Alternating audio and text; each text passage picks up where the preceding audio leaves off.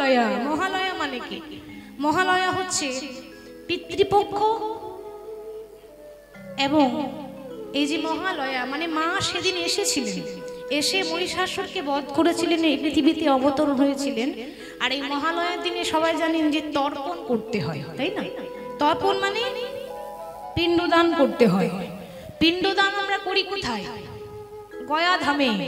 এই গয়াধামে যে পিণ্ডদান করছে, এই গয়াধাম এমনি হয়নি, সেও কিন্তু একটা অসুর ছিল, আবার ভক্তও ছিল, নাম ছিল গয়াসুর। এই গয়াসুর দিনের পর দিন, মাসের পর মাস, বছরের পর বছর নারায়ণের সাধনা করেছিল। নারায়ণ সন্তুষ্ট হয়ে বলেছিল, বলো গয়াসুর তুমি কি চাও? গয়াসুর বলেছিল, প্রভু আমার সাধনায় যদি তুমি সন্তুষ্ট হয়েছো, আমায় বর দাও, আমি যেন অমর হতে পারি। ভগবান চিন্তা করলেন, সর্বনাশ, একটা অসুর যদি অমর হয়ে যায় মা, সব তো ধ্বংস হয়ে যাবে। ভাবুন, মহিষাসুর যদি অমর হয়ে যেত তাহলে কি হতো? তাহলে মা বধ করতে পারতো? তাহলে যারা অসুর, যারা পাপী, তারা অমর হয়ে গেলে পৃথিবীর জগতে দশা কি হবে? তা অমরের বর দিতে পারবো না, তুমি অন্য কিছু চেয়ে নাও। বেশ, তাহলে তুমি আমাকে এই বর দাও যে আমাকে যে স্পর্শ করবে সেই স্বর্গে যাবে, সেই বৈকুণ্ঠে যাবে। ভগবান ভাবনা চিন্তা না করে বলে দিলেন তথাস্তু। এরপর মা ওই যারা বড় বড় পাপী, যারা দুষ্টু, যারা অসুর, তারা গয়াসুরকে স্পর্শ করছে আর স্বর্গে চলে যাচ্ছে। তাহলে ভাবুন, সারা জীবন পাপ করে যদি স্বর্গে চলে যায়, তাহলে বিচারটা ঠিক হবে কি? সেখানে গিয়ে বিচার হচ্ছে, ভক্তদের দশা কি হবে? পাপীরা যদি স্বর্গে চলে আসে, তাহলে নরকে কারা যাবে? তাহলে এর বিচার চাই। ভগবান তো চতুর, তার মতো চালাক কেউ আছে? পুনরায় গয়াসুরকে দর্শন দিলেন। গয়াসুর, প্রভু সবকিছু পেয়ে আমাকে ভুলে গেলে? না না দয়াল, তোমায় ভুলিনি। তুমি এসেছো, তবে তোমার চরণ দুটো আমার মাথায় দাও। ভগবান চিন্তা করছে, এটারই অপেক্ষা করছিলাম। বেশ, তাহলে তুমি তোমার মাথাটা এগিয়ে দাও, আমি তোমার মাথার ওপর আমার চরণটা দিই। গয়াসুর মাথা পেতে দিয়েছে, আর যেই না মাথা পেতে দিল, অমনি নারায়ণ গয়াসুরের মাথায় একটা চরণ দিয়েছে, পা দিয়েছে। আর এমন চরণ দিল না, একেবারে গয়াসুর পাতালে প্রবেশ করল। তার মাথায় যেই না নারায়ণ চরণ দিয়েছে, গয়াসুর পাতালে প্রবেশ করেছে। এখনো প্রমাণ আছে, গয়াধামে গেলে দেখতে পাবেন গয়াসুর যে পাতালে প্রবেশ করেছিল, এক চরণের চিহ্ন আছে, নারায়ণের চরণের চিহ্ন। তাহলে গয়াসুর সেখান থেকে হয়েছে গয়াধাম। ওই গয়াধামে প্রথম পিণ্ডদান করেছিলেন মা সীতা। কার পিণ্ডদান? তার শ্বশুরের পিণ্ডদান। পিতা দশরথ, রামের পিতা দশরথ, অর্থাৎ মা সীতার শ্বশুর মশাই তো বালির পিণ্ডদান করেছিলেন, কিন্তু সাক্ষী কেউ দেয়নি বলে সেটা কিন্তু সকলেরই অজানা হয়ে রইল। কিন্তু রামায়ণ খুলে দেখুন, মা সীতা পিণ্ডদান করেছিলেন। আর দ্বিতীয়বার মহালয়ার দিনে তর্পণ করা হয় কেন না? মহাভারতের একনিষ্ঠ নায়ক দাতা কর্ণ, সে বড় দাতা ছিল, যে যা চাইতো তাকে তাই দিত, কোনোদিন খালি হাতে ফেরায়নি। তো সে যখন ভালো কর্ম করে স্বর্গে গেল, তখন তাকে সব কিছু দেওয়া হচ্ছে, কিন্তু খাবার দেওয়া হচ্ছে না। মানে সোনা দানা সবকিছু নামিয়ে দিল, কিন্তু অন্ন দিচ্ছে না। তো দাতা কর্ণ বলছে ইন্দ্রদেবকে, স্বর্গের রাজা তো ইন্দ্র, বলে মহারাজ আপনি এত কিছু দিচ্ছেন, কিন্তু আমি কি না খেয়ে থাকবো? আমাকে কিছু সেবা দেন। বলে কর্ণ, সেবা কি করে দেব? তুমি সবাইকে সবকিছু দান করেছো, কিন্তু তোমার পূর্বপুরুষের জন্য এখনো পর্যন্ত অন্ন বা জল দান করনি, তর্পণ করনি, যার জন্য তোমাকে সেবা দেওয়া হবে না। আর সেবা করতে গেলে এই সোনা দানা নিয়ে থাকতে হবে। বলে দেখুন, আমি পিতৃপুরুষের বা পূর্বপুরুষের পিণ্ডদান করব কি করে?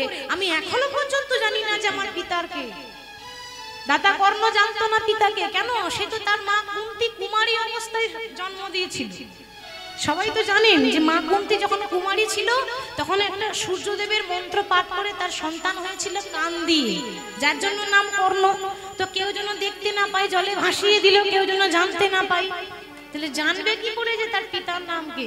জানতে পারলাম সেই দিন, যেদিন আমার শেষ দিন, মৃত্যুর দিন, কুরুক্ষেত্রের মাটিতে যখন আমার মা কুন্তী সন্তান বলে কেঁদে উঠলো, তখন জানতে পারলাম যে কুন্তী আমার মা।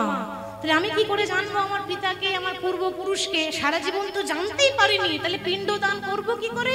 বলে ঠিক আছে, তোমাকে পুনরায় পৃথিবীতে 15 দিনের জন্য পাঠালাম।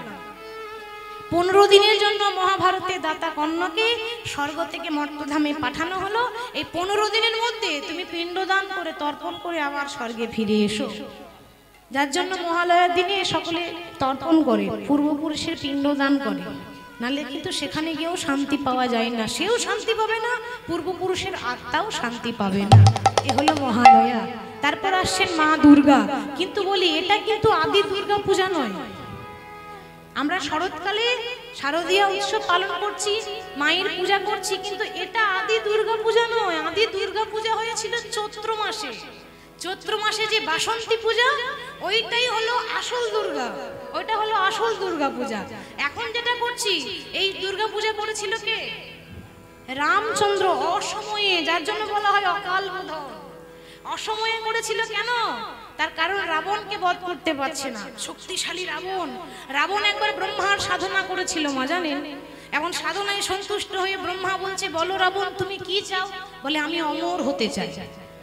চিন্তা করলে যদি অমর হয়ে যায় সব শেষ হয়ে যায়, শক্তিশালী তো, কি কি করবে তার ঠিক নেই। তা বলে অমরত্বের বর আমি দিতে পারবো না। বলে দিতে যদি না পারেন তাহলে আমি এই মুহূর্তে নিজের হাতে নিজের গলাটা কেটে দেবো। সঙ্গে সঙ্গে রাবণ একটা ধারালো অস্ত্র দিয়ে নিজের মাথাটা কেটে দিল। আর যেই না মাথাটা কেটে দিল, সঙ্গে সঙ্গে একটা নতুন মাথা তৈরি হয়ে গেল। আবার কাটছে, আবার একটা নতুন মাথা তৈরি হচ্ছে। এইভাবে 10 বার কেটেছিল, আর 10টা মাথা তৈরি হয়েছিল। ওই জন্য রাবণের 10টা মাথা। হরি বল। তাহলে 10 মাথাওয়ালা রাবণ এত শক্তিশালী, সেই রাবণকে কিছুতেই বধ করতে পারছে না। বলছে বাবা তোমাকে অমর হওয়ার বর দিতে পারবো না, তবে একটা অমৃতের কলসি দিলাম, অমৃতের কলস। এটা তুমি তোমার বাড়িতে রাখবে, যতদিন অমৃতের কলস তোমার নাভিতে থাকবে ততদিন তোমাকে কেউ মারতে পারবে না। তাহলে বলুন তো, রামের ক্ষমতা বেশি না রাবণের ক্ষমতা বেশি?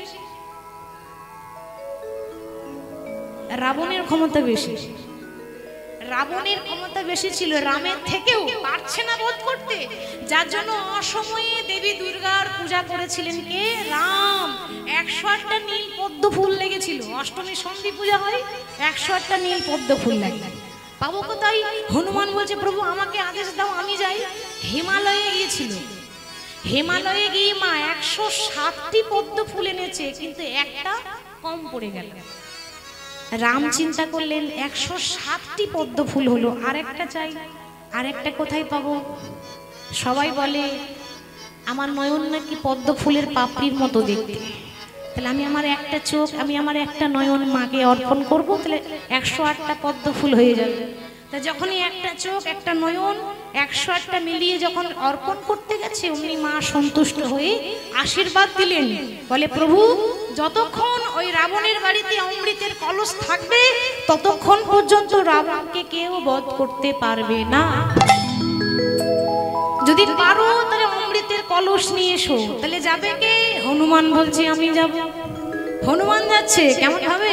জয় জয় রঘুপতি রাঘব রাজা রাম, পতিত পাবন সীতারাম। জয় জয় রঘুপতি রাঘব রাজা রাম, পতিত পাবন সীতারাম। রঘুপতি রাঘব রাজা রাম, পতিত পাবন সীতারাম। সীতারাম জয় সীতারাম, জানকী বল্লভ রাজা রাম। সীতারাম জয় সীতারাম, জানকী বল্লভ রাজা রাম। সীতারাম জয় সীতারাম, জানকী বল্লভ রাজা রাম। জয় রঘুপতি রাঘব রাজা রাম, পতিত পাবন সীতারাম। জয় রঘুপতি রাঘব রাজা রাম, পতিত পাবন সীতারাম। রঘুপতি রাঘব রাজা রাম, পতিত পাবন সীতারাম। হনুমান যাচ্ছে, কিন্তু কিরকম রূপ করে? না একটা সাধুর রূপ ধারণ করে। লক্ষ্য করবেন, সাধু সেজে হনুমান ঠিক রাবণের ঘরে যেই না প্রবেশ করেছে, অমনি রাবণের স্ত্রী নাম হলো মন্দোদরী, সেখানে গিয়ে বলছে মা ভিক্ষাং দেহি, ভিক্ষা দাও মা।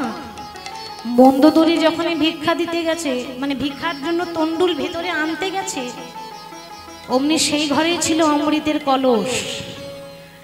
হনুমান কিন্তু ছলনা করে ভিক্ষা নিতে আসেনি, ভিক্ষা নেওয়ার ছলনা করে অমৃতের কলস নিতে এসেছে। অমৃতের কলসটা নিয়ে, সে তো একটা বানর, উড়ে উড়ে যাচ্ছে, উড়ে উড়ে যেতে পারে হনুমান। অমৃতের কলসটা নিয়ে এবার যেই না উড়তে যাবে, অমনি মন্দোদরি বলল, হনুমান হনুমান এ কি করলি, এত বড় অপরাধ করলি? হনুমান বলছে, মা কিসের অপরাধ? বনের পশু হয়ে সাধু সেজেছি সেটা অপরাধ, নাকি সাধু সেজে চুরি করেছি সেটা অপরাধ? বলে, ওরে বনের পশু হয়ে সাধু সেজেছি সেটা অপরাধ নয়, কিন্তু সাধু হয়ে একজনের ঘরে চুরি করেছিস সেটা অপরাধ। মাগো, সাধু সেজে চুরি করা যদি অপরাধ হবে, সেদিন তোমার ধর্ম কোথায় ছিল, যেদিন তোমার স্বামী রাবণ সাধু সেজে মা সীতাকে হরণ করেছিল? কি করেনি? রাবণ সাধু সেজে গিয়েছিল ভিক্ষা নিতে, ভিক্ষা চাইতে, আর মা সীতা ভিক্ষা দিতে গিয়েছে, অমনি তার হাতে ধরে নিয়ে গেল টানতে। সেদিন তোমার ধর্ম কোথায় ছিল? ওরে আমি জানি, আমি জানি আমার স্বামী পাপী, আমার স্বামী অপরাধ করেছে, আমার স্বামী পাপ করেছে, কিন্তু কোনো সন্তান, কোনো ছেলে তো মায়ের স্মৃতির সিঁদুর মুছে দিতে পারে না। একদিনের জন্য হলেও তুই আমার সন্তান, কেন তুমি কেন আমার মা হতে যাবে? আমার মা তো আছে, মাতা অঞ্জনা, তুমি তো আমার মা নও। ভেবে দেখ, যেদিন লক্ষণ শক্তিশীল বানে পড়েছিল, সেদিন সুসেন বৌদ্ধ বলেছিল যে বিশল্যকরণে জড়িবুটি লাগবে, বিশল্যকরণে জড়িবুটি আর সতী নারীর দুগ্ধ লাগবে। তাহলে জড়িবুটি এনেছিল, কিন্তু সতী নারীর স্তনদুগ্ধ চাই। সেদিন হনুমান ওই মন্দোদরির কাছে গিয়ে স্তনদুগ্ধ চেয়েছিল। মন্দোদরি সেদিন স্তনদুগ্ধ দিয়েছিল মা। এবার সেই একটা পাত্রের মধ্যে দুগ্ধটা নিয়ে বাইরে গিয়ে হনুমান চিন্তা করছে, রাবণ তো রামের শত্রু, তাহলে তার স্ত্রী যে ভালো হবে তার কি গ্যারেন্টি আছে? যদি এই দুধের মধ্যে বিষ মাখানো থাকে, যদি এই দুধের মধ্যে কোনো বিষাক্ত জিনিস থাকে, না না, ওই লক্ষণকে দেওয়ার আগে আমি একবার পান করে দেখি। তাহলে মাগো, হনুমান পান করেছিল, তাহলে একদিনের জন্য তো তুই আমার স্তনদুগ্ধ পান করেছিলি, একদিনের জন্য আমি তোর মা, তাহলে তুই কি পারবি নিজের মায়ের সিঁথুর সিঁড়ির মুছে দিতে? হনুমান বলেছিল, মা তোমার স্বামী পাপ করেছে, আর এর বিচার ভগবান করবে। আমি কোনো পাপ করিনি, আমি কোনো অন্যায় করিনি। যে পক্ষে ভগবান রয় তার কখনো বিপদ হয়? আমি ধর্মের পক্ষে আছি, প্রভুর আদেশ নিয়ে এসেছি। তাহলে সেদিন অমৃতের কলস এনেছিল, তবেই কিন্তু রাম রাবণকে বধ করতে পেরেছিল, তাছাড়া পারত না। বধ করেছিল কোন দিন? দশমীর দিন, বিজয়া দশমীর দিন রাম রাবণকে বধ করেছিল। সেদিন ছিল মহা মহা আনন্দ। তাই আমরা আনন্দ করি, কিন্তু আজকে সবই যেন নিরানন্দ হয়ে গেল। আজকে জয়দেবের মা যখন বিছানায় পড়ে আছে, তখন তার স্বামীকে বলছে, স্বামী আমি সারা জীবন সুখ আনন্দ কিচ্ছু চাইনি, ভগবানের কাছে শুধু চেয়েছি একটা কৃষ্ণ ভক্ত সন্তান। আর প্রভুর সন্তান তো দিল, কিন্তু সন্তানকে আদর করার মতো সময়টুকু আমায় দিল না।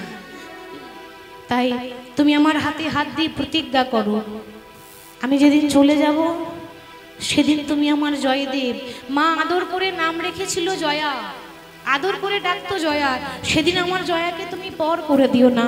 আমি যেদিন থাকিব না গো, আমি যাব গো বহু দূরে, সাঁঝের প্রদীপ জ্বালাই দিও কৃষ্ণ নামের সুর।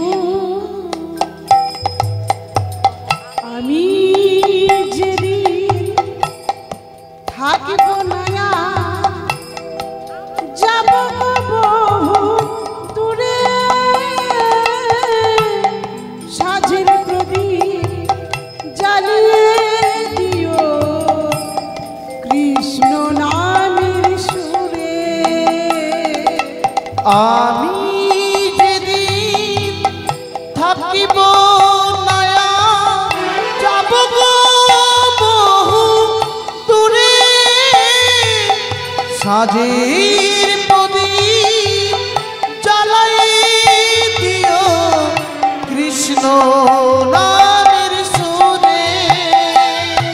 ওগো আমি চলে যা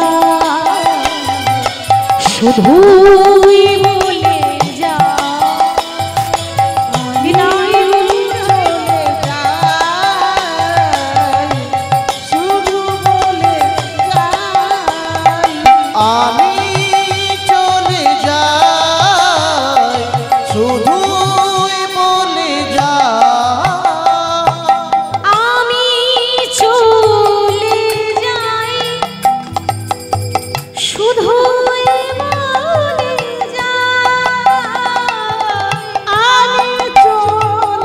যাই শুধু বলে যাই শেষের দিনে ওই রাঙা চরণে পাই যেন ওগো আমি চলে যাই শুধু বলে যাই আমি চলে যাই শুধু বলে যাই বলতে না বলতে স্বামীর কোলে মাথা দিয়ে বামাদেবী শেষ নিঃশ্বাস ত্যাগ করল। যেই না বামাদেবী শেষ নিঃশ্বাস ত্যাগ করেছে অমনি অমনি তার স্বামী ভোজদেব গোস্বামী সকলকে ডেকেছে, পাড়া প্রতিবেশী সবাই ছুটে এসেছে, বলে ওরে তোরা কেউ আমার জয়াকে ডেকেতে। জয়দেবকে বামা ডাক নামে জয়া বলতো। তো জয়দেব বাড়িতে নেই, ছোট্ট ছোট্ট বালকদের সঙ্গে শিশুদের সঙ্গে খেলা করছে, বয়স মাত্র 4 বছর, এখনো ভালো করে জ্ঞান হয়নি, 4 বছরের শিশু। একজন ডাকতে গেছে, ওরে জয়া, জয়া রে। কি হলো, আমায় ডাকলে কেন? ওমা যে ডাকতে গেছে সে আর বলতে পারছে না যে তোর মা মারা গেছে। কি করে বলবে? 4 বছরের শিশু সহ্য করতে পারবে তো? যদি সহ্য করতে না পারে তাই আর বলতে পারছে না। কি হলো, আমায় ডাকলি কেন? কি হয়েছে বলবে তো? তোর মা, হ্যাঁ আমার মা কি হয়েছে? তোর মা সারা জীবনের মতো ঘুমিয়ে গেছে। আচ্ছা মা বলুন তো, 4 বছরের বালক, একটা 4 বছরের ছোট্ট ছেলে, সে কি বোঝে সারা জীবনের মতো ঘুম কাকে বলে? সে কি জানে? জানে না। 4 বছরের ছোট্ট জয় ছুটতে ছুটতে ছুটতে ছুটতে যাই না ঘরে ফিরে এলো, দেখছে কেউ বাঁশ কাটছে, কেউ দড়ি পাকাচ্ছে। কেন মা? সাজিয়ে নিয়ে যেতে হবে না? ওইটাই তো আসল সাজ। সারা জীবন নিজেকে ভালো দেখাবার জন্য কত সাজি আমরা, যাতে ভালো লাগে দেখতে। কিন্তু যেদিন আমার সেদিন আসবে, মনে রাখবেন, যেদিন আপনার জীবনে সেই দিন আসবে, সেদিন সবাই খাবে বিয়ের খাবার, কিন্তু আপনি খেতে পাবেন না।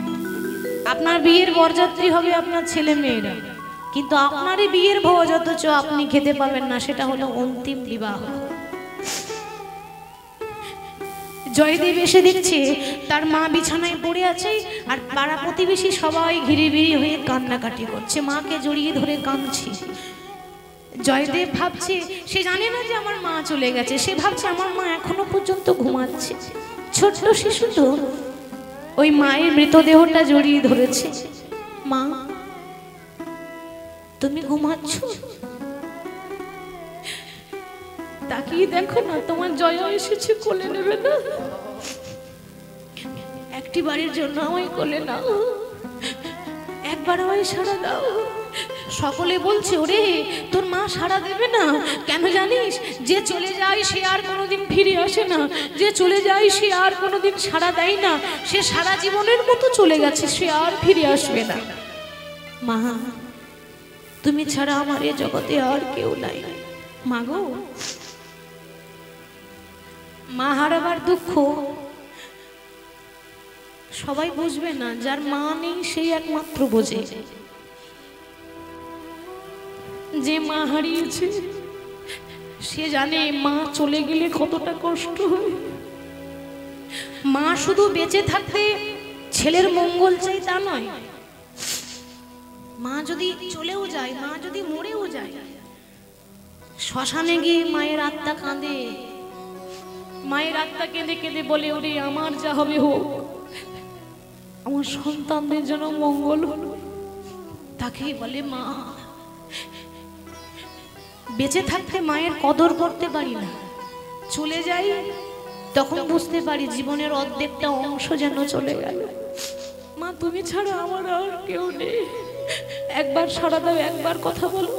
নিয়ে যাওয়ার সময় হয়ে গেল, চারজন কাঁধে করে নিয়ে শ্মশানে নিয়ে যাচ্ছে। বলো হরি হরি বল, বলো হরি হরি বল, বলো হরি হরি বল। চোখের সামনে তার মাকে যেই না শ্মশানে নিয়ে গেল, কদম্বখণ্ডীর ঘাট, সেটা মহা শ্মশান। যখন চোখের সামনে নিয়ে যাচ্ছে, 4 বছরের জয়দেব পেছন পেছন ছুটছে, মা ও মা গো, ও মায়া আমায় ছেড়ে চলে যেও না, ও গো মা, মা গো, তুমি বিনা আমার আর কেহ নাই, তুমি আমায় ছেড়ে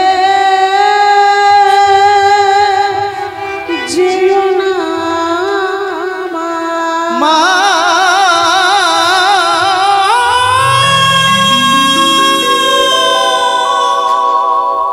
ও মা,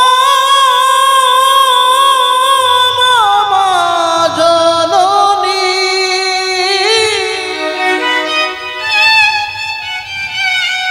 মা গো,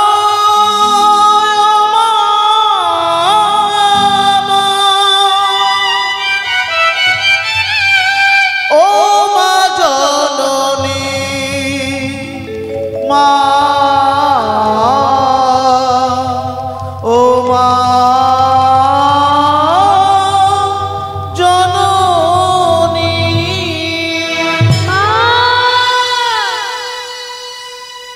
4 বছরের জয়া পেছন পেছন ছুটছে। জয়দেবের বাবা ভোজদেব গোস্বামী বলল, খোকা যাস না, তোর মায়ের পেছন পেছন যাস না। বাবা বলতে পারবে ওরা আমার মাকে কোথায় নিয়ে যাচ্ছে? খোকা তোর মা অন্তিম যাত্রা করেছে, যেখানে গেলে আর কেউ ফিরে আসে না, যেখানে গেলে না ফেরার দেশ, কেউ আর আসে না। আজকে তোর মা গেছে, 2 দিন পর আমি চলে যাব, যেতে সবাইকে হবে, ঠিক তো মা? কেউ আগে যায়, কেউ পরে যায়। তবে একটা কথা বলবো, হরিনাম শুনতে শুনতে, প্রভুর নাম শুনতে শুনতে যদি কারোর মরণ হয়, তার মতো ভাগ্যবান, তার মতো ভাগ্যবতী এ জগতে আর কেউ নাই। এসেছেন যখন রাধা বল্লভের কাছে নিবেদন জানিয়ে যাবেন, প্রার্থনা করবেন, প্রভু আমার দেহ থেকে যখন প্রাণ চলে যাবে, সেদিন যেন তোমার নাম শুনতে শুনতে আমার মরণ হয়, সেদিন যেন নাম শুনতে শুনতে আমি যেতে পারি। যে দেহটা নিয়ে এত গর্ব করি, যে দেহটা নিয়ে এত অহংকার করছি, কিসের অহংকার? 2 দিনের অহংকার, বাকি সব 2 দিন পর শেষ। যখন শ্মশানে চলে যাব, যত বড় কোটিপতি হোক না, একটা দেশলাই কাটিতে সব শেষ হয়ে যাবে। সেদিন সোনা রঙ্গ হবে ভঙ্গ রে, সেদিন সোনার অঙ্গ হবে ভঙ্গ রে। এই সোনার অঙ্গ সেদিন ভঙ্গ হয়ে যাবে। কোন দিন? যেদিন পুরে হবে ছাই, সেদিন নীল আকাশে যাবে রে উড়ে,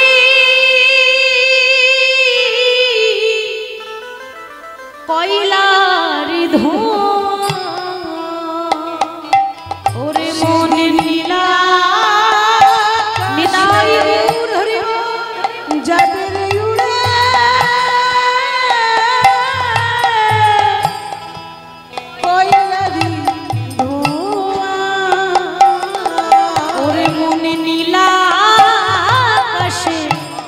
সেদিন যাবে রে ওরে কয়লার ধোঁয়া, সেদিন নীল আকাশে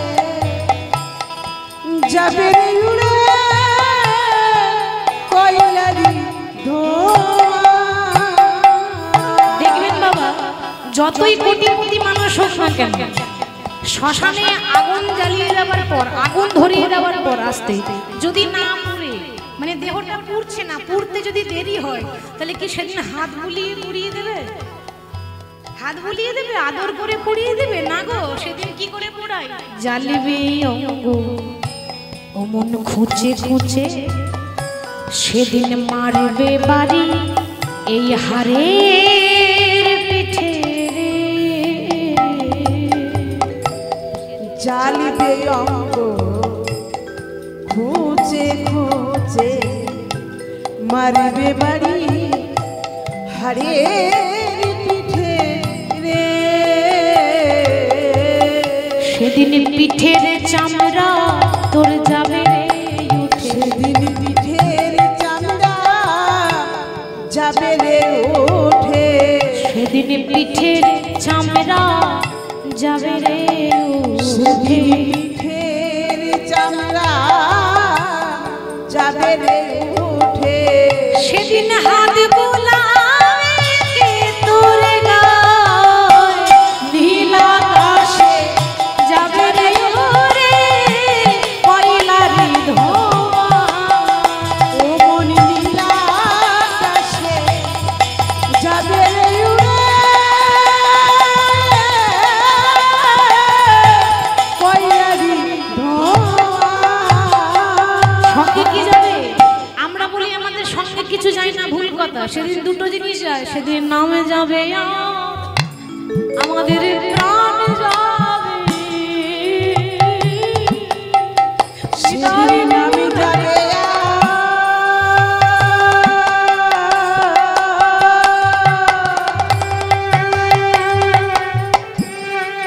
এই প্রাণ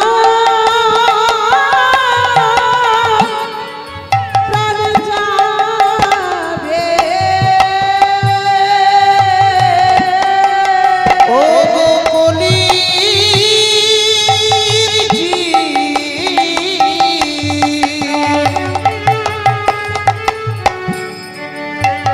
সেদিন আমি যাবে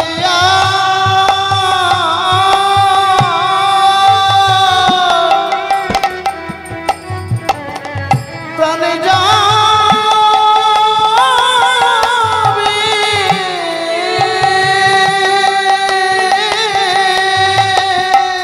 সঙ্গে নাম যাবে আর প্রাণ যাবে, হরি নাম সঙ্গে যাবে।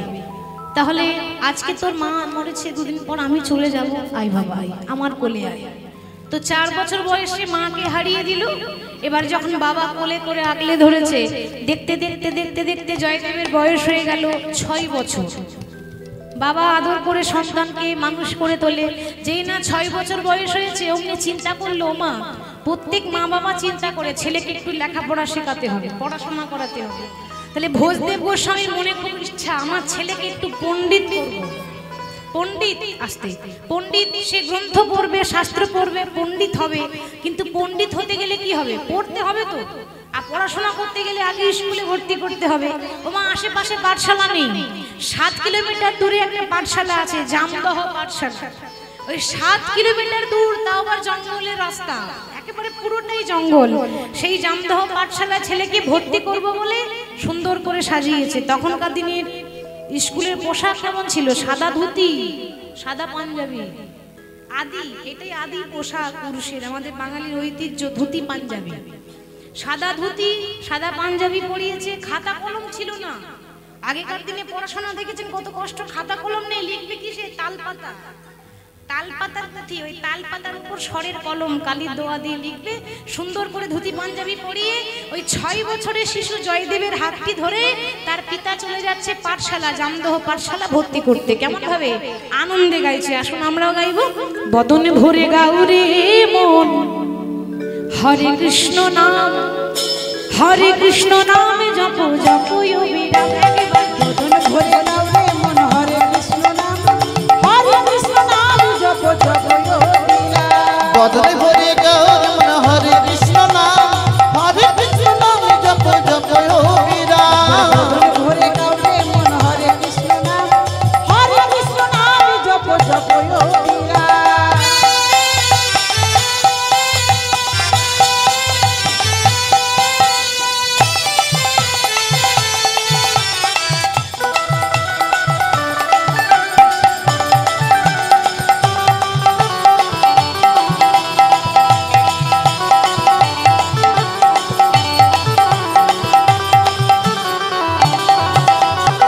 শয়নে স্বপনে বলো রাধে রাধে নাম, শয়নে স্বপনে বলো রাধে রাধে নাম, শয়নে স্বপনে বলো রাধে রাধে নাম, শয়নে স্বপনে বলো রাধে রাধে নাম। রাধে কৃষ্ণ নামে জপ জপ অবিরাম, ভোলে দাও রে মন হরে কৃষ্ণ নাম, হরে কৃষ্ণ নাম জপ জপ অবিরাম। বদনে ভরে গাও রে মন হরে কৃষ্ণ নাম, হরে কৃষ্ণ নাম জপ জপ অবিরাম। ভোলে দাও রে মন হরে কৃষ্ণ নাম, হরে কৃষ্ণ নাম জপ জপ অবিরাম।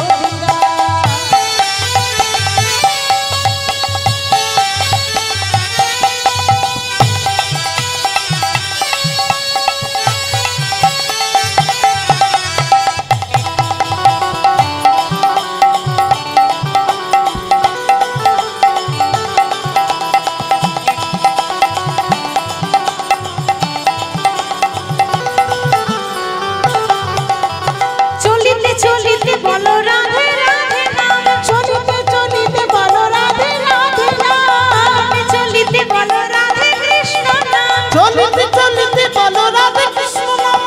রাধে কৃষ্ণ। তবু এখানকার মায়েরা সত্যি মানে একটা কথা না বলে পারছি না, একেবারে লক্ষ্মী মা। কেন বলুন তো, অন্যান্য জায়গায় 10 বার বলতে হয় তবে হাত তুলে, 10 বার বলবো তবে উলুধ্বনি দেবে, 10 বার বলবো তবে করতালি দেয়। আবার যদিও দেয় কি করে দেয় জানেন? কিছু করার নেই, কলিযুক্ত ভক্তদের করতালিগুলো হয়ে গেছে প্লাস্টিকের মতো, সাউন্ড হয় না, কি গো তাই না? এমন ভাবে করতালি দেবেন আশেপাশে এলাকা যেন শুনতে পায় যে কীর্তন হচ্ছে। জোরে জোরে দেখি সবাই বাহু তুলে হাত তুলুন, জোরে জোরে। হ্যাঁ, বদন ভরে গাও রে মনে হরে কৃষ্ণ নাম, হরে কৃষ্ণ নামে জপ জপ অবিরাম। বদন ভরে দাও রে মন হরে কৃষ্ণ নাম, হরে কৃষ্ণ নাম জপ জপ অবিরাম। বদনে ভরে গাও রে মন হরে কৃষ্ণ নাম, হরে কৃষ্ণ নাম জপ জপ অবিরাম। বদন ভরে দাও রে মন হরে কৃষ্ণ নাম, হরে কৃষ্ণ নাম জপ জপ অবিরাম। আনন্দে নাচতে নাচতে বাবা ছেলের হাতে ধরে 7 কিলোমিটার দূরে গিয়ে জামদহ পাঠশালায় ছেলেকে ভর্তি করলো। এবার পরের দিন জয়দেব যখন পাঠশালা যাচ্ছে বলছে, বাবা দেখুন মা একা, 7 কিলোমিটার জঙ্গল, জঙ্গলে কি থাকে? বলছে ভূত থাকে। সর্বনাশ, জঙ্গলে কি থাকে? হ্যাঁ, জঙ্গল মানেই তো জন্তু জানোয়ার, হিংস্র বাঘ ভালুকের ব্যাপার, ভয়ঙ্কর ব্যাপার। আমাদেরই ভয় পাবে তো, ও তো একটা 6 বছরের শিশু, ভয় লাগবে না? তো বলছে, বাবা আমি যে পাঠশালা যাব, কাল না হয় তুমি গিয়ে আমি ভর্তি করে দিয়ে নি। এবার আজকে যে আমি পাঠশালা যাব, তাহলে আমি যাব কি করে? আমার না বড্ড ভয় করে। বাবা দেখছে ছেলে যদি ভয় করে তাহলে পড়াশোনা হবে না। আমাদের ছেলে মেয়েরা যদি পড়াশোনা না করে আমরা কি করি? আদর করি না বকা দিই? বকা দিই না, পড়বি না বলছি পড়, তাহলে আরোই পড়া হবে না। এটা মনে রাখবে, যদি ওইরকম করেন তাহলে তো ছেলের পড়াশোনা গেল। বলবেন কেন? আপনাকে জানতে হবে ওর সমস্যাটা কোথায়, তবেই তো আপনি সমাধান করবেন। বাবা জিজ্ঞাসা করছে, খোকা তোর কি পড়াশোনা করতে ভালো লাগে না? তোর কি মন বসে না? বাবা আমার পড়াশোনা করতে খুব ভালো লাগে, কিন্তু আমার বড্ড ভয় করি, আমি একা, আমার তো কোনো বন্ধু নেই, 7 কিলোমিটার এত দূর জঙ্গল আমি পার হব কেমন করে? বাবা চিন্তা করছে ভয় কাটাতে হবে। খোকা শোন, যখনই পাঠশালা যাবি না কিছুতেই ভয় করবি না। কেন? কেন জানিস? ওই জঙ্গলে বন্ধু আছে রে। বন্ধু আছে? কি নাম শুনবি? বলো না বাবা। তোর বন্ধুটার নাম হলো মধুসূদন। কার কথা বলছে মা? হ্যাঁ, মধুসূদনের কথা, বিপদ ভঞ্জন মধুসূদন। আচ্ছা, ওই তার নাম করলে সে বিপদ থেকে উদ্ধার করে? বলে সে সবার বন্ধু। যখনই ভয় লাগবে, যখনই বিপদে পড়বি 3 বার, একেবারে মন থেকে 3 বার মধুসূদন বলে ডাকবি, দেখবি তোর ভয় কোন দিকে পালিয়ে যাবে। সত্যি বলছো বাবা? হ্যাঁ সত্যি বলছি। এবার যখনই জঙ্গলের ভেতরে প্রবেশ করেছে, সবে 3 কিলোমিটার ভেতরে ঢুকেছে, আর অমনি ভয়ে থরথর করে কাঁপছে।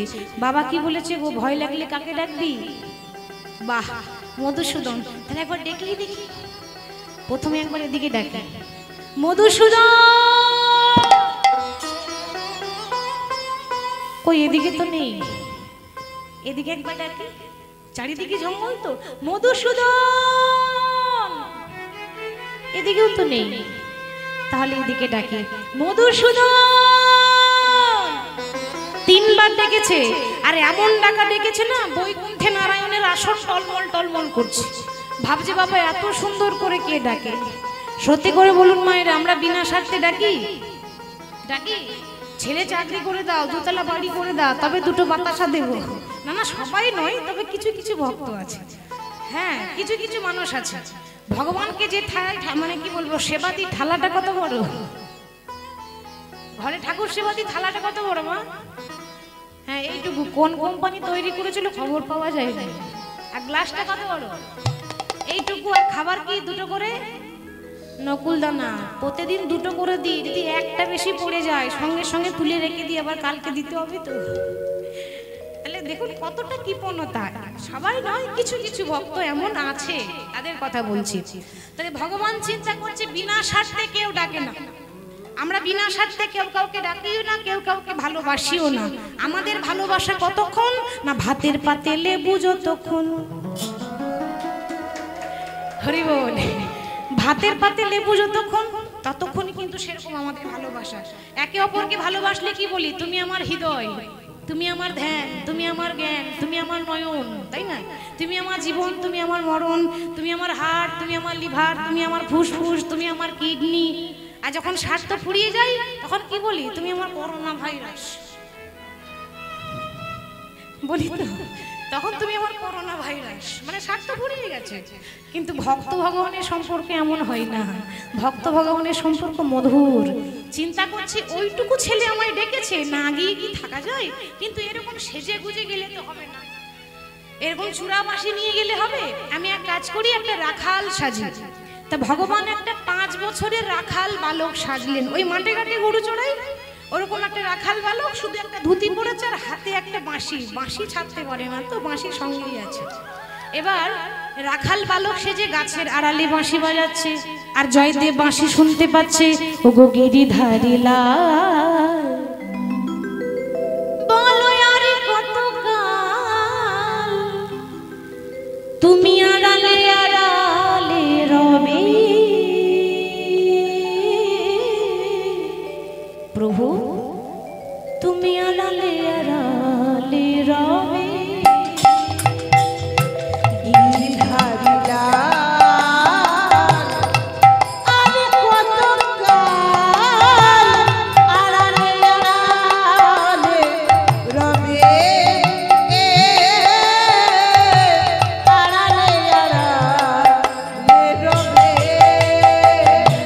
গিরিধারী লাল, আর কত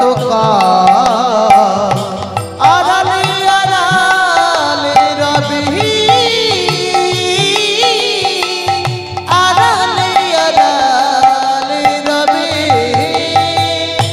দেখা যদি নাই দেবে ও গো নিরুদয়, তবে কেন আশা ভরালে হৃদয়।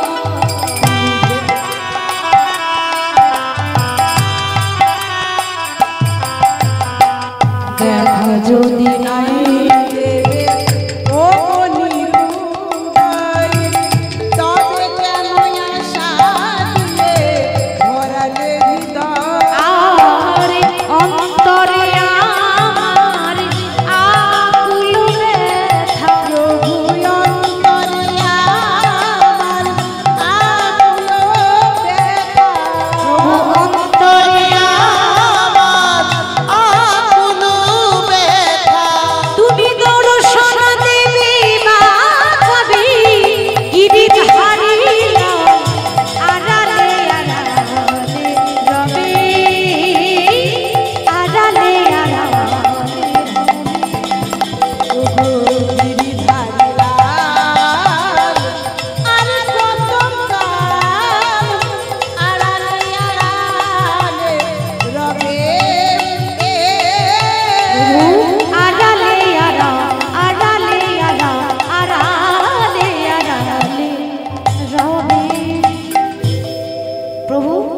কতদিন থাকবে? এবার দেখা দাও। যেই না বাবা জয়দেব আকুল সুরে ওই মধুসূদনকে খুঁজছে, মানে তার বন্ধুকে খুঁজছে, ভাবছে বন্ধু। আর অমনি ভগবান কি করলেন, 5 বছরের রাখাল সেজে ওই জয়দেবের পেছনে ছুটতে ছুটতে এসে বলছে দাদা গোসাই। জয়দেব চিন্তা করছে দাদা গোসাই, আমার তো কোনো ভাই নেই, আমি দাদা হলাম কি করে? এই ছেলে, এই তুই কে রে? তোকে আমি চিনি না, তোকে আমি জানি না, আর আমি তোর দাদা হলাম কি করে? তুমি তো আমার থেকে 1 বছরের বড় নাকি? তোমার বয়স 6 বছর, আমার বয়স 5 বছর, তাহলে আমার থেকে তুমি বড়, মানে সম্পর্কে বড়, মানে তুমি আমার দাদা। আর ব্রাহ্মণ বাড়ির ছেলে তো, ওই জন্য একটু সম্মান দিয়ে বললাম গোসাই, দুইয়ে মিলে দাদা গোসাই। হ্যাঁ তুই আমাকে চিনিস? ভগবান বলছে দেখো কাণ্ড, এখানে এসেছো আমার ইচ্ছায়, যতদিন থাকবে আমার ইচ্ছায়, আর যখন চলে যাবে সেটাও আবার আমার ইচ্ছায়। আমি চিনি না, আমি সব চিনি। ও আচ্ছা, তোর নাম কি রে? ভগবান চিন্তা করছে, এই যা নাম কি বলবো? ভগবানের কতগুলো নাম আছে মা? 108টা, তাদের কোনোটাই বলবো না, যদি ধরা পড়ে যাই। বলে ও দাদা আমার না কোনো নাম নেই, তা তুমি একটা নাম দিয়ে দাও। জয়দেব বলছে সে কি রে, তোর মা বাবা একটা ভালো নাম দিতেও পারেনি? বেশ আমি নাম দেব, তবে নামটা দেব কি করে? আগে সোজা হয়ে দাঁড়া। আর যেই না বলেছে সোজা হয়ে দাঁড়া, ও মা আমার গোবিন্দ সোজা হয়ে দাঁড়াতে জানে না। যখনই বলছে সোজা হয়ে দাঁড়া, তখনই কি রে সোজা হয়ে দাঁড়াতে পারিস না? ভগবান বলছে ও দাদা কিছু করার নাই, আমার 3 ঠাই বাঁকা আছে, আমার চরণ বাঁকা, আমার কোমর বাঁকা, আর আমার নয়ন বাঁকা, মানে গোবিন্দের যে টানা টানা চোখ, আমার 3 ঠাই বাঁকা, ওই জন্য সবাই আমাকে বলে বাঁকা শ্যাম। তা তুমি ওই তাড়াতাড়ি আমাকে দর্শন করে একটা নাম দিয়ে দাও তো। বেশ তুই একটু ভালো করে দাঁড়া, তোকে যেমন দেখবো তেমন তোর নাম দেব। গায়ের রং দেখছে, মুখের গরম গঠন দেখলো, তবেই তো নাম দেবে। জয়দেব চিন্তা ভাবনা করছে কি নাম দেওয়া যায়, যেমন গায়ের রং শ্যামবর্ণ তেমনই মুখটা ভারী মিষ্টি। আজ থেকে আমি তোরে নাম দিলাম ওরে নীল মাধব, তোর নাম দিলাম নীল মাধব, নাম দিলাম নীল মাধব, নাম দিলাম নীল মাধব, আমি নাম দিলাম ওরে নীল মাধব, নাম দিলাম নীল মাধব। তবে মাধু বলে আমি মাধু বলে ডাকিব তোরে, তোরে নাম দিলাম আমি নীল মাধব। ওরে মাধব বলে ডাকিব তোরে, নাম দিলাম নীল মাধব। আজ থেকে তোর নাম দিলাম নীল মাধব, আর ডাক নাম মাধু। ভালো নাম নীল মাধব, ডাক নাম মাধু। আজ থেকে তোকে মাধু বলেই ডাকবো। এবার যখনই ডাকবো আসবি তো? বলে দাদা তুমি যখনই ডাকবে তখনই আসবো, তবে আমায় ডাকার মতো ডাকতে হবে। আমি যাকে ধরি তাকে আর ছাড়ি না, ঠিক তো মা? যদি কেউ মনে করেন যে আর হরি নাম করবো না, ভগবানের নাম বন্ধ করে দেবো, তো আপনি ছাড়লে কি হবে? হরি আপনাকে ছাড়বে না। সে যাকে ধরে তাকে আর ছাড়ে না। হরি বল, হরি বল। তাহলে তুমি যখনই ডাকবে আমি আসবো। প্রত্যেকদিন আসবি তো? খেলা করতে বলে প্রত্যেকদিন আসবো। ভগবান প্রত্যেকদিন খেলতে আসে। এখন রাধারানী এখন হঠাৎ করে রাগ করে বসে আছে, মুখ ঘুরিয়ে। তো গোবিন্দ বলছে কি গো রায়, তুমি আবার মুখ ঘুরিয়ে বসে আছো কেন? রাধারানী দেখুন নারী জাতি তো, মনেতে একটা রাগ হবে নাকি?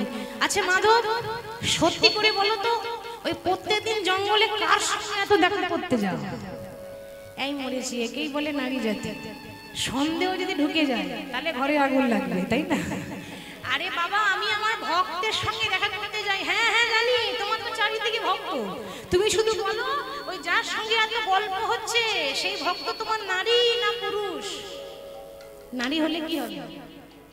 কি এবার হবে? ঘর ভাঙবে, তাই না? মানে অশান্তি হবে, বিবাদ হবে দুজনের মধ্যে। আর পুরুষ হলে রাগটা একটু কমবে। আরে নারী কেন হবে? পুরুষ পুরুষ, একটা 6 বছরের শিশু হোক। তোমার যদি সন্দেহ আছে তো তুমি চলো, যাবো মানে যাবো বলে তৈরি হয়ে আছে। দেখো রাধে, এরকম করে গেলে হবে না। তাহলে কি করে যাব?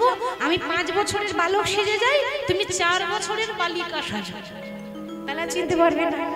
তাহলে ভাবুন, 5 বছরের বালক কৃষ্ণ, 4 বছরের বালিকা রাধারানী সুন্দর নীল রঙের একটা ঘাগরা পরেছে, বৃন্দাবনে কেউ শাড়ি পরতো না, তো সব ঘাগরা পরতো। রাধারানীর নীল রঙের ঘাগরা, নীল রঙের ওড়না। রাধারানীর প্রিয় রং হচ্ছে নীল, রাধারানীর প্রিয় রং হচ্ছে নীল রং। তাই নীল রঙের ওড়না, নীল রঙের ঘাগরা পরে দুজনে ওই জঙ্গলে এসে দাঁড়িয়েছে। এসে বলছে, কই গো, ওই তোমার সেই ভক্ত দেখতে পাচ্ছি না। আসবে আসবে, দাঁড়াও একটু অপেক্ষা করো। দেখছি একটু পরেই জয়দেব আসছে। আর যেই না আসছে পাঠশালা যাব বলে এসে একদিন প্রতিদিন একজনকে দেখতে পায়, আজকে কজন দেখতে পাচ্ছে? হ্যাঁ যুগল তো। তা বলছে, হ্যাঁ রে ভাই মাধু, তুই প্রত্যেকদিন আসিস, এই মেয়েটাকে তো চিনতে পারলাম না। ভগবান চিন্তা করছে কি করে বলবো, রাধা কৃষ্ণের প্রেম নিষ্কাম, এ কি সাধারণ মানুষ বুঝবে? বুঝালেও বুঝবে না। আমরা বলি না ভগবান, এই ভগবান এত এত গোপী নিয়ে রাস করেছিল, আর আমরা দুটো করলেই দোষ। আমরা বলি না জগতে, আমরা অনেক আমাদের মতো মূর্খ আছে বলে আমরা দুটো করলেই দোষ। হ্যাঁ গো, ভগবান গিরি গোবর্ধন ধরেছিল আঙুলে করে, তুমি 1 ঘন্টা একটা ইট ধরে দেখো দেখি, ভগবানের সঙ্গে তুলনা করে। নিষ্কাম ভক্ত, ভগবানের প্রেম ভালোবাসা নিষ্কাম হয়। আপনারা যে ভগবানকে ভালোবাসেন, তাহলে আপনাদের সঙ্গে ভগবানের কিসের সম্পর্ক? দেহের সম্পর্ক, আত্মার সম্পর্ক। তেমনই ছিল বৃন্দাবনে। তো বলা যাবে না যে আমার কে, ও দাদা এ দেখছো না, এ আমার বান্ধবী গো। বাবা, ওইটুকু ছেলে আবার বান্ধবীও জুটিয়ে নিলি, কিরে কবেকার বান্ধবী? ভগবান বলছে, দাদা 3টে যুগ হলো আমার পাশেই আছে। সত্য যুগে লক্ষ্মী নারায়ণ আছে তো, আবার ত্রেতা যুগে রাম সীতা, দাপর যুগে তারাই হলো রাধা কৃষ্ণ। 3 যুগ হলো নিতাই গৌর হরি হরি। 3টে জনম হলো আমার পাশেই দাঁড়িয়ে থাকে। ও আচ্ছা, তোর বান্ধবীর নাম কি রে? বলছিলাম কি, আমার যেমন নাম ছিল না, ওরও নাম নেই, একটা নাম দিয়ে দেবে? জয়দেব বলছে, বেশ, আজ থেকে তোর বান্ধবীর নাম দিলাম মাধব প্রিয়া। মাধব প্রিয়া। ভগবান মনে মনে ভাবে, দাদা গো, তুমি তো জানো না যে তুমি যার নাম দিয়েছো মাধব প্রিয়া, সে অন্য কারো প্রিয়া নয়, সে এই মাধবেরই প্রিয়া গো। মাধবের প্রিয়া গো, মাধবের প্রিয়া গো, মাধবের প্রিয়া গো, যার নাম দিয়েছো মাধব প্রিয়া, এই মাধবেরই প্রিয়া গো। যার নাম দিয়েছো মাধব প্রিয়া, মাধবের প্রিয়া গো, যার নাম দিয়েছো মাধব প্রিয়া, মাধবের প্রিয়া গো। কি গো, ঠিক তো? কথাটা ঠিক বলেছে তো? মাধবেরই প্রিয়া, তাই নাম দিয়েছে মাধব প্রিয়া। ভক্তরা খুব চালাকি হয়, হয় না?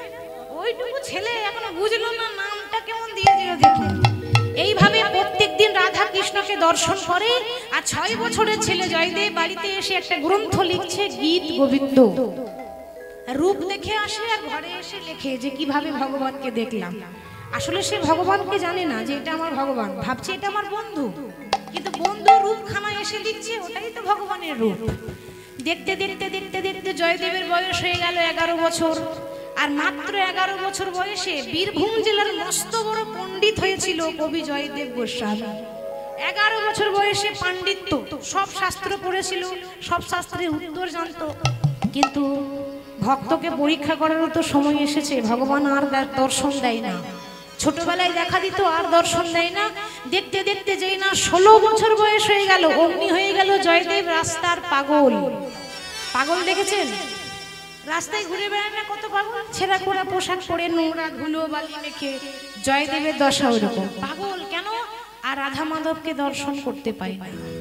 তবে একটা কথা বলি, যে ভক্ত রাধা মাধবকে সাক্ষাৎ দেখে নাই, সাক্ষাৎ দর্শন যদি কেউ করে নেয়, হয় সে পাগল হয়ে যাবে, না হলে সে ইহ জগৎ থেকে পরলোকে চলে যাবে। আর এই জগতে, এই মানব জন্মে তার থাকে না, সে বৈকুণ্ঠে যায়। হয় পাগল হবে, নাহলে তার শেষ দেখা হয়ে যায়।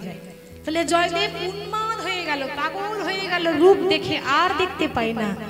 তো আশেপাশে গ্রামের লোক জিজ্ঞাসা করছে, হ্যাঁ রে, এই পাগল, এই তোর নাম কি রে? এই আবার এমন পাগল, গালাগালি করে না, খারাপ কথা বলে না, কটু কথা বলে না, বাজে ভাষা বলে না। আমার নাম শুনবে? শুনবে? হ্যাঁ বল দেখি, তোর নাম কি? মাত্র 16 বছর বয়সের জয়দেব যুবক বলছে, আমার নাম কি জানো? হরে কৃষ্ণ রাম কৃষ্ণ কৃষ্ণ রাম, হরে কৃষ্ণ রাম কৃষ্ণ কৃষ্ণ রাম, হরে কৃষ্ণ রাম কৃষ্ণ কৃষ্ণ রাম, হরে কৃষ্ণ রাম কৃষ্ণ কৃষ্ণ রাম। হরে কৃষ্ণ রাম কৃষ্ণ কৃষ্ণ রাম হরে কৃষ্ণ রাম কৃষ্ণ কৃষ্ণ রাম। বাহ, কি সুন্দর নাম, হরে কৃষ্ণ রাম। আচ্ছা বেশ বেশ, তোর বাবার নাম কি? আগে বাবার নাম বলবো? হ্যাঁ বল, তোর বাবার নাম কি? হরে কৃষ্ণ রাম কৃষ্ণ কৃষ্ণ রাম হরে কৃষ্ণ রাম আমার বাবার নাম। হরে কৃষ্ণ রাম আমার বাবার নাম হরে কৃষ্ণ রাম আমার বাবার নাম। আর হরে কৃষ্ণ রাম আমার বাবার নাম, হরে কৃষ্ণ রাম আমার বাবার নাম। হরে কৃষ্ণ রাম আমার বাবার নাম হরে কৃষ্ণ রাম আমার বাবার নাম। এ তো সাংঘাতিক পাগল রে। তা তোর নাম হরে কৃষ্ণ রাম, তোর বাবারও নাম হরে কৃষ্ণ রাম বলে? হ্যাঁ। আচ্ছা বেশ বেশ, তোর মায়ের নাম কি? আগে মায়ের নাম হরে কৃষ্ণ রাম আমার মায়ের নাম, হরে কৃষ্ণ রাম আমার মায়ের নাম। হরে কৃষ্ণ রাম আমার মায়ের নাম হরে কৃষ্ণ রাম আমার মায়ের নাম। হরে কৃষ্ণ রাম আমার মায়ের নাম হরে কৃষ্ণ রাম আমার মায়ের নাম। হরে কৃষ্ণ রাম আমার মায়ের নাম হরে কৃষ্ণ রাম আমার মায়ের নাম। বেশ, বলি গ্রামের নাম কি? হরে কৃষ্ণ রাম। পোস্ট অফিস আছে? হ্যাঁ আছে। পোস্ট অফিসের নাম কি? হরে কৃষ্ণ রাম। থানার নাম কি? আগে বললাম তো, হরে কৃষ্ণ রাম। জেলার নাম কি? হরে কৃষ্ণ রাম। মানে লোকে হাজার প্রশ্ন করছে, ও একটাই উত্তর দিচ্ছে, হরে কৃষ্ণ রাম। ছেলের এই দশা দেখে বাবা পাগল হয়ে গেল, বিছানায় পড়ে গেল। লোকে এসে বাবাকে কটু কথা বলে, ওই তোমার জন্য ছেলে পাগল হলো, সবসময় পর পর করলে ওই জন্য ছেলের মাথাটা গেছে। মাগো, এই সমাজটাই তাই, যদি কারো ভালো করেন তাও শুনতে হবে, যদি ভালো না করেন তাও শুনতে হবে। দেখবেন আপনি যদি কারো সাহায্য করেন, তখন লোকে কি বলে বলুন তো? ও কি এমনি এমনি করেছে নাকি, ও স্বার্থ আছে? বলে না মা, এমনি এমনি করেছে নাকি? বিনা মতলবে কেউ কারো সাহায্য করে না। আপনি ভালো করছেন তাও কথা শুনতে হচ্ছে। আবার যদি না করেন তখন কি বলে, কি স্বার্থপর মানুষ রে বাবা, একটু সাহায্য করতে পারলো না, তখনও দোষ। সমাজটাই বলা যাদের কাজ, তারা আপনি ভালো করলেও বলবে, ভালো করলেও বলে যাবে। তা সবার কটু কথা শুনতে শুনতে জয়দেবীর পিতা সে হঠাৎ একদিন ইহলোক ছেড়ে পরলোকে গমন করলো। বাবাও যখন চলে গেল, আর আপন বলতে কেউ নাই। চিন্তা করলো যে আপন তো হলো কৃষ্ণ, এ জগতে কেউ কারো নয়, কেউ তো কারো নয় রে বন্ধু, কেউ তো কারো নয়। মনে দুটি দিনের মেলামেশা, শুধু পথের পরিচয়। কেউ তো কারো নয় রে বন্ধু, কেউ তো কারো নয়। দু চার দিনের মেলামেশা, পথের পরিচয়। কেউ তো কারো নয় রে বন্ধু কেউ তো কারো নয়, দু চার দিনের মেলামেশা পথের পরিচয়। কেউ কারো নয়। মায়েরা, আপনি বিছানায় 10 দিন পড়ে থাকুন, আপনার ঘরের লোক, আপনার ছেলে বৌমা বলবে একবার পড়ে গেলে বাঁচি, নিজেও মরছে আমাদেরকেও মারছে। ঠিক তো মা? ছেলে মেয়ে স্বামী নাতি নাতনি কেউ কারো নয়, এটাই সত্যি কথা। খারাপ লাগলেও এটাই সত্যি। তার জন্য বলছি, সোজা পথে চলি, আমি কৃষ্ণ কৃষ্ণ বলি, আরে মনে কোনো ব্যথা পেলে কৃষ্ণের কাছে বলি। সোজা পথে চলি, কৃষ্ণ কথা বলি। মনে কোনো দুঃখ পেলে কৃষ্ণের কাছে বলি। তোমরা নামে ভজ নাম জপ, মনে রে আমার, নামে বিনাই জগতে গতি নাহি আর। তোমরা নাম ভজ নাম জপ, নামে কোনো সার। নামে ছাড়া কলির জীবে গতি নাহি আর। হরে কৃষ্ণ কৃষ্ণ কৃষ্ণ কৃষ্ণ হরে হরে।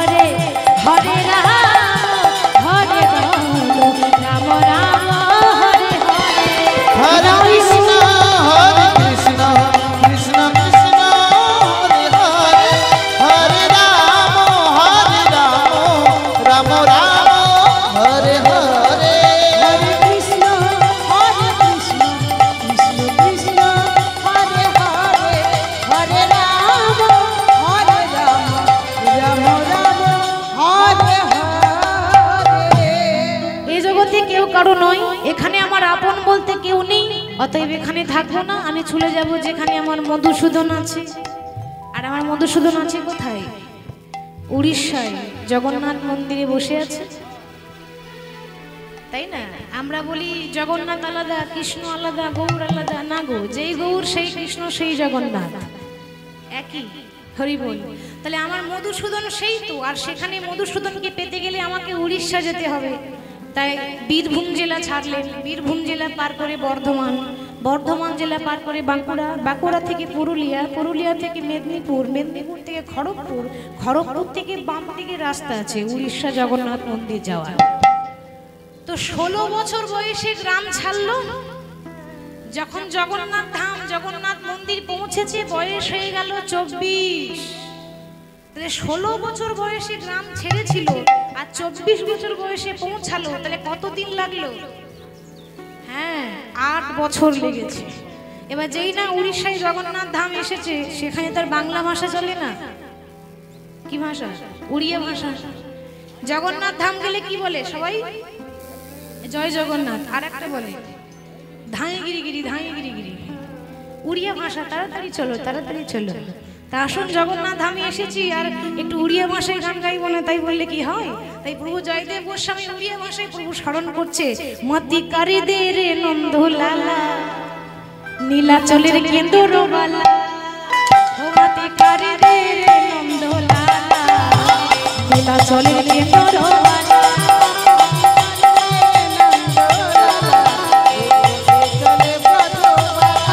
মতি কারি দে রে নন্দ লালা, নীলাচলের কেন্দর বালা।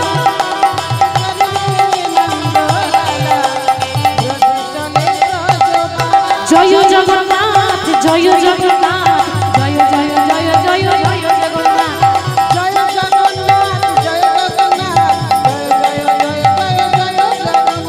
জয় জয় জগন্নাথ, জয় জগন্নাথ, জয় জয় জয় জয় জয় জগন্নাথ, জয় জগন্নাথ, জয় জগন্নাথ, জয় জয় জয় জয় জয় জগন্নাথ।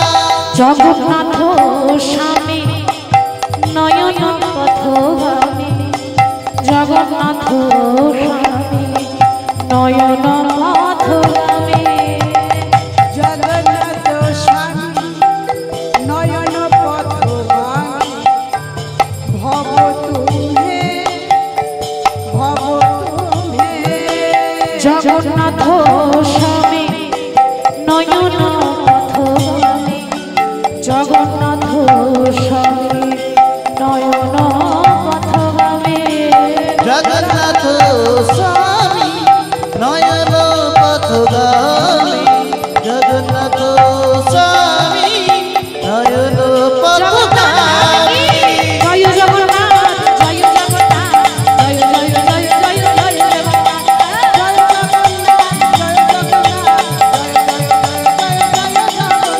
জয় জগন্নাথ, জয় জগন্নাথ, জয় জয় জয় জয় জয় জগন্নাথ। বলিয়ে জগন্নাথ ধাম কি জয়। জগন্নাথ ধাম কি জয়। নীলাচল ধাম কি জয়। জয় জগন্নাথ। জয় জগন্নাথ বলতে বলতে যেই না জগন্নাথ মন্দিরের বাইরে এসেছে, তখনকার সময়ে জগন্নাথ মন্দিরে পান্ডাদের একটা বিশেষ নিয়ম ছিল, মানে একটু জাতপাতের বিচার। ওই ব্রাহ্মণ বৈষ্ণব ছাড়া আর কেউ মন্দিরে ঢুকতে পাবে না, মানে মন্দিরের বাইরে থেকে দেখে চলে যাও, মানে একটু জাতপাতের বিচার। মন্দিরে তো সবারই অধিকার আছে, তাই না? কিন্তু সেখানে একটু বিচার ছিল, এখন নেই, কিন্তু তখনকার সময়ে ছিল জাতপাতের একটু বিচার। তাই যা দেখতে বাইরে থেকে দর্শন করে চলে যাও। তাই পান্ডারা কি করেছে, দরজা বন্ধ করে জগন্নাথের আরতি করছে। জয়দেব তো এখন জানে না, যখনই দেখছে দরজা বন্ধ আছে, ছুটে গিয়ে দরজা খুলে দিয়ে জগন্নাথকে জড়িয়ে ধরে বলছে, মাধু কেমন আছিস ভাই? ভালো আছিস তো? কতদিন পর তোকে দেখতে পেলাম, সেই ছোটবেলায় খেলা করতিস, তারপর আর তোকে দেখতে পাই না, কোথায় গেলি? কোথায় গেল তোর সেই মাধবপ্রিয়া? তা জগন্নাথ ধামে মাধবপ্রিয়া কোথায় পাবেন, মানে রাধারানী কোথায় পাবেন? সেখানে 3 ভাই বোন বসে আছে, জগন্নাথ, বলরাম, সুভদ্রা, বোনকে নিয়ে 3 ভাই বোন। সেখানে রাধারানী ছিল না। কোথায় গেল তোর সেই মাধবপ্রিয়া? পাগলের মতো কথা বলছি। মন্দিরের যারা পান্ডা, আমরা ব্রাহ্মণ বলি, তারা পান্ডা বলে। এই কে আছিস? ওর জাতের ঠিক নেই, কোথা থেকে এসে মন্দিরে ঢুকে গেল? তোর দাঁড়িয়ে দাঁড়িয়ে দেখছিস? ওকে বেত্রাঘাত করে মন্দির থেকে বের কর। চাবুক নিয়ে জয়দেব গোস্বামীকে আঘাত করছে। তারা জানে না যে ব্রাহ্মণ। গলায় পরিতেটাও আস্তে আস্তে খসে পড়ে গেছে। পাগলের মতো এত বড় বড় দাড়ি হয়েছে, ধুলো বালি মেখে যেমন পাগল লাগে সেরকমই লাগছে। পাগল মনে করে তাকে এত আঘাত করেছে, চাবুক দিয়ে আঘাত করেছে, এত মেরেছে, জয়দেব অজ্ঞান হয়ে গেল। বলছে শোন, কেউ যেন দেখতে না পায়, ওকে ধরে নিয়ে সমুদ্রের জলে ফেলে দিয়ে আয়। কিন্তু মা, রাখে হরি তো মারে কে? আপনারা নিশ্চয়ই জানেন সাগরের একটা নিয়ম আছে, কোনো কিছু ফেললে সেটা ডুবে না, ভাসতে ভাসতে চলে আসে, সাগরের ঢেউয়ে সেটা ভেসে যায়। তো জয়দেবকে মরা মনে করে ফেলে দিল, কিন্তু সে যদি রাখে কেউ আপনার এক তিলও ক্ষতি করতে পারবে না, এই বিশ্বাসটা রাখবেন। জয়দেবকে মরা মনে করে সমুদ্রের জলে ফেলে দিয়ে সে ঘুরে এসে আবার আরতি করছে। ও মা, ভগবান আরতি নিচ্ছে না, আরতি করতে যায় আর হাত থেকে আরতির তালা পড়ে যায়। আরতি করতে যায়, হাত থেকে আরতির থালা পড়ে যায়। জগন্নাথ স্বপ্ন দিলেন যে তোমরা অপরাধ করেছো, তোমরা একটা ভক্তকে কষ্ট দিয়ে সেই হাতে ভগবানের আরতি করো। তোমরা কি জানো না, ভক্তই আমার মাতা পিতা, ভক্তই আমার প্রাণ। ভক্ত রেখেছে নাম বাঞ্ছা কল্পতরু। ভগবানই, ভক্তই হচ্ছে আমার গুরু। আর ভগবানই এমন ভক্তকে এতটাই ভালোবাসেন যে ভক্তই ভগবানকে নাম রেখেছে বাঞ্ছা কল্পতরু। সেই আমার কাছে মাতা, তারাই আমার কাছে পিতা, তারাই আমার কাছে সবকিছু। এই মুহূর্তে গিয়ে জয়দেবকে ধরে এনে, ওই পাগলকে ধরে এনে এসো। যতক্ষণ না সে নিজের হাতে আরতি না করবে ততক্ষণ পর্যন্ত তোমাদের হাতে আরতি দেব না। তারা আবার ছুটে গেল জয়দেবকে খুঁজতে। গিয়ে দেখছি মরবে কোথায়, জল থেকে উঠেছে, দি পা দোলাচ্ছে বসে বসে। হরে কৃষ্ণ রাম কৃষ্ণ কৃষ্ণ রাম, হরে কৃষ্ণ রাম কৃষ্ণ কৃষ্ণ রাম, হরে কৃষ্ণ রাম কৃষ্ণ কৃষ্ণ রাম, হরে কৃষ্ণ রাম কৃষ্ণ কৃষ্ণ রাম, হরে কৃষ্ণ রাম কৃষ্ণ কৃষ্ণ রাম, হরে কৃষ্ণ রাম কৃষ্ণ কৃষ্ণ রাম। জোর করে জয়দেবকে ধরে নিয়ে আরতি করালো, তবে জগন্নাথ সন্তুষ্ট হলো। এরপরে এগিয়ে যাই। জগন্নাথ চিন্তা করলেন, তাই তো আমার খেপা তো চলে এলো, কিন্তু এখনো পর্যন্ত আমার খেপি এলো না। কি গো মায়েরা, শুধু খেপা হলে হবে, খেপি হতে চাই, তাই তো? ভগবান বলেনি তোমরা সাধু সন্ন্যাসী হয়ে যাওনি, হরিনাম করো, বলেছে? সংসার ধর্ম বড় ধর্ম। একটা সন্ন্যাসীর ধর্ম থেকেও সংসারে থেকে যারা নাম করে তারা বেশি সেই ধর্মটা পালন করে। সংসারে থেকে যার চৈতন্যের উদয় হয় সেই হলো পরম সাধু। সবকিছু ছেড়ে দিয়ে চলে গেল সে নয়, সংসারে থাকবেন অথচ আপনার চৈতন্য হবে, সেই হলো পরম সাধু। তাহলে জয়দেব হয়েছে, পদ্মাবতী কই? আনতে হবে, বিবাহ দিতে হবে, এখন অনেক কাজ। তাই ভগবান কি করলেন, স্বপ্ন দিলেন একজনকে। কাকে জানেন? উড়িষ্যার ভুবনেশ্বর নাম শুনেছেন? ভুবনেশ্বরে এক ব্রাহ্মণ ছিল সুদেব। সে অনেক দিন আগে, কয়েক বছর আগে, বহু বছর আগে, 22-23 বছর আগে জগন্নাথের কাছে মানত করেছিল, প্রভু আমার কোনো সন্তান নেই, ছেলে মেয়ে নেই, তুমি যদি কৃপা করে সন্তান দাও।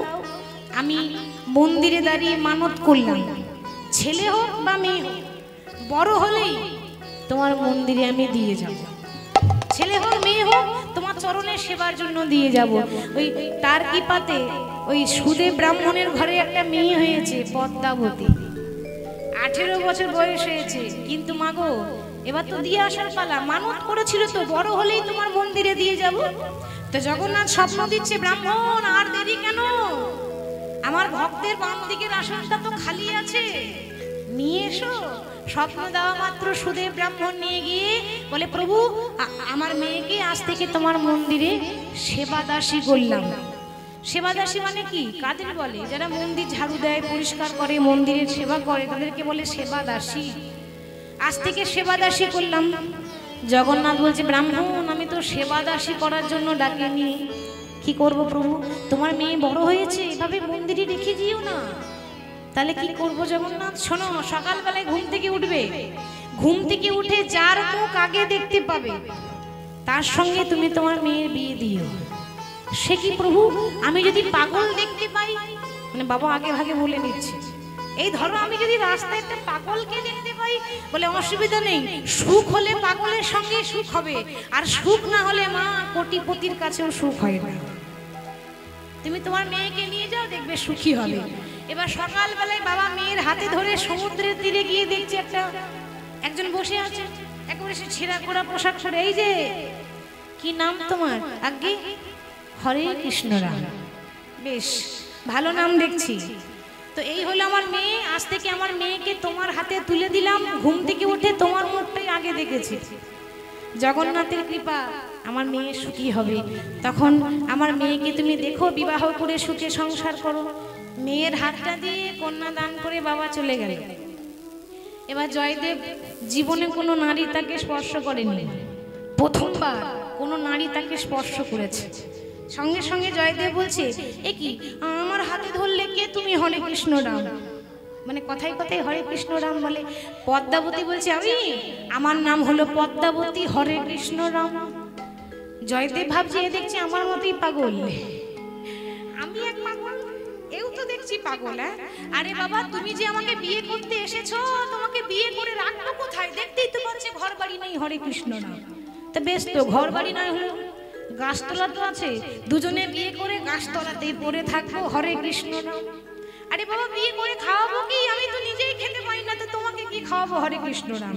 তাতে কি হয়েছে, একবেলা খাবো আর একবেলা উপোস করে থাকবো, হরে কৃষ্ণ রাম। জগন্নাথ বলছে, দেখো দেখো, যেমন খেপা তেমনি খেপি, মিলেছে ভালো। যেমন খেপা তেমনি খেপি, মিলেছে ভালো। ও যেমন খেপা তেমনি খেপি, মিলেছে ভালো। যেমন খেপা তেমনি খেপি, মিলেছে ভালো। তারা ভাবের ঘরে ভাব জমাতে বিধি মিলালো। তারা ভাবের ঘরে ভাব জমাতে বিধি মিলালো। তারা ভাবের ঘরে ভাব জমাতে বিধি মিলালো। যেমন খেপা তেমনি খেপি, মিলেছে ভালো। ও যেমন খেপা তেমনি খেপি, মিলেছে ভালো। ও যেমন খেপা তেমনি খেপি, মিলেছে ভালো। বিবাহ হলো, বিবাহ সুসম্পন্ন হলো, আর পদ্মাবতীর গুণে স্বামী আস্তে আস্তে সুস্থ হচ্ছে। কথাতেই আছে, সংসার সুখের হয়। হ্যাঁ, ওটাকে এমনি এমনি, পরেও তো একটা লাইন আছে, সংসার সুখের হয় রমণীর গুণে, এমনি এমনি হয় না। গুণবান স্বামী যদি থাকে তার শোনে, ঠিক তো মা? গুণবান স্বামী যদি থাকে তার শোনে, তবেই সংসার সুখের হয় রমণীর গুণে। তাহলে রমণীর গুণ থাকলে কি না হয়, সংসার স্বর্গ হয়। আর রমণীর গুণ না থাকলে সেই সংসারটা নরকের সমান। তা পদ্মাবতীর এত গুণ, যেমন গুণবতী সেরকম রূপবতী। তার গুণে স্বামী ভালো হয়ে গেল, পাগল ছিল সুস্থ হয়ে গেল। দুজনে যখন সুস্থ, তখন চিন্তা করছে আর এখানে থাকবো না, এবার আমার অর্ধাঙ্গিনীকে নিয়ে আমি আমার আদি বাড়ি মানে কেন্দুবিল্ল গ্রামে ফিরে যাই, সেখানে গিয়ে ভক্ত ভগবানের মিলন হবে। তো গ্রামে ফিরে এসেছে, দুজন দীক্ষা নিতে এসেছে, লক্ষণ সেন আর বল্লাল সেন। এবার মায়েরা, দীক্ষা নিলে তো গুরুদেবকে দক্ষিণা দিতে হয়।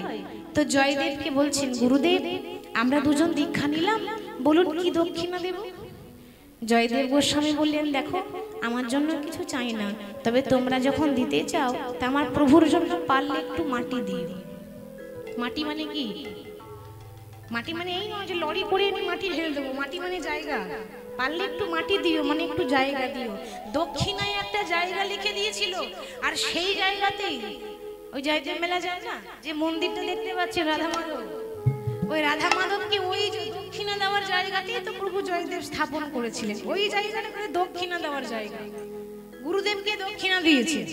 তো রাধা মাধবকে স্থাপন করলো। এবার ছোট থেকে একটা বই লিখছে বলেছিলাম না, গীত গোবিন্দ, ওই বইটা লিখতে লিখতে লিখতে লিখতে গোটা বইটা লেখা হয়ে গেল, কিন্তু শেষের পাতায় শেষের লাইনটা জয়দেব লিখতে পারলো না।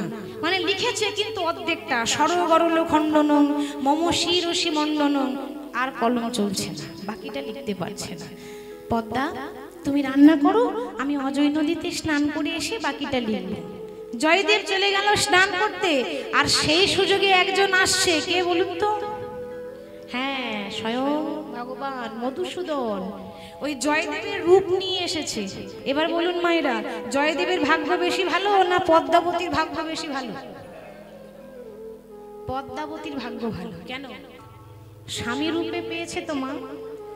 আমরা স্বামী রূপে, স্বামী রূপ নিয়ে এসেছে, এসে বলছে ও পদ্মা রান্না হয়েছে।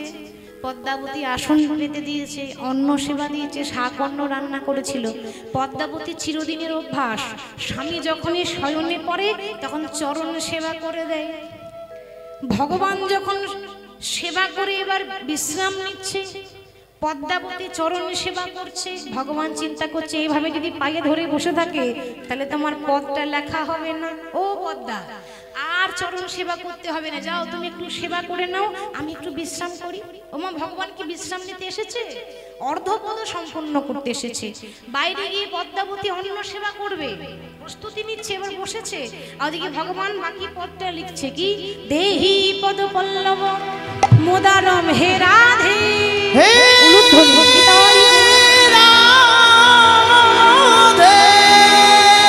দেহি পদ পল্লব মোদারম হে রাধে। দেহি পদ পল্লব মোদারম হে রাধে। প্রেমময়ী রাধা রানী গো, ও গো রাধে রাধে রাধে, প্রেমময়ী রাধা রানী। দেহি পদ পল্লব মুদারম হে রাধে, কথাটার অর্থ ভগবান কৃষ্ণ রাধারানীর পায়ে ধরেছে, তাই তো বাবা? রাধারানীর চরণে ধরে বলছে, রাধে ওই চরণে আমায় ঠাঁই দিও।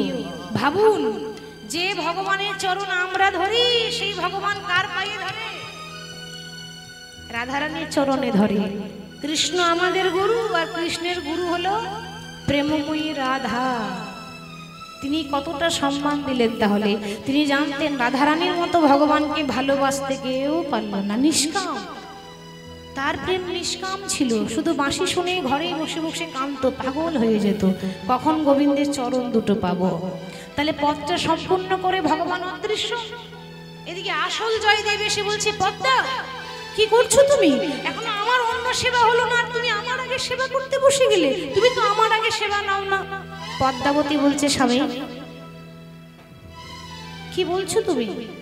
তুমি সেবা তো করলে, তুমি তো বিশ্রাম করছিলে, তবেই তুমি সেবা নিচ্ছি নাকি?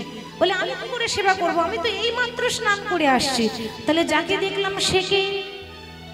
পদ্মাবতী বলছে, যাকে দেখলাম যে আমার ঘরে বিশ্রাম করছে সে কে? ছুটে গিয়ে দুজনে যেই না দেখছে সে আর নেই, তবে তার লেখা পদাবলী তিনি ছেড়ে গেছেন, লিখে গেছেন, দেহি পদ পল্লব মুদারম হে রাধে। জয়দেব বইয়ের পাতাটা উল্টে দেখছে, এ তো আমার লেখা নয়, নিশ্চয়ই আমার নীলমাধব এসে লিখে দিয়ে চলে গেল। বইটা নিয়ে বলছে, প্রভু তুমি আমার স্ত্রীকে কৃপা করলে, তুমি আমাকে দর্শন দিলে না, বেশ আজকে এই বইটা নিয়ে ওই অজয় নদীতে বইটাকেও ভাসিয়ে দেব, আর আমি ঝাঁপ দিয়ে প্রাণ ত্যাগ করবো, আর বাঁচতে চাই না।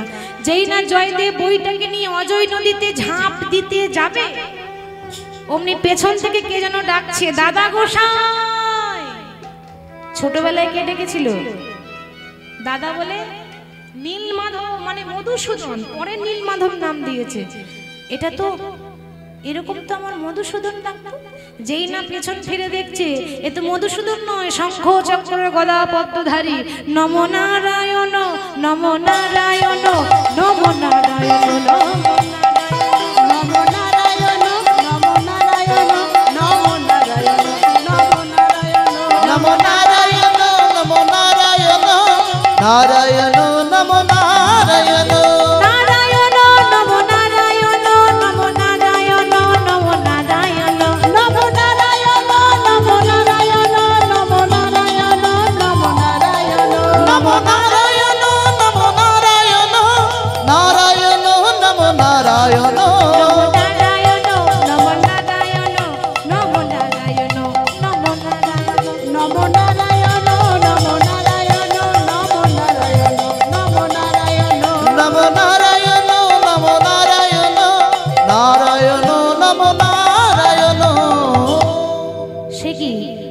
আমার নীল মাধব নও? বলে দাদা গোসাই আমি তোমার নীল মাধব, তুমি আমায় চিনতে পারলে না। ওই জন্য বলে ধরলে হয় না, ধরার মতো ধরতে হয়। ছোট থেকেই তো আমি তোমাকে দর্শন দিই, কিন্তু তুমি আমায় ধরার মতো ধরতে পারলে না।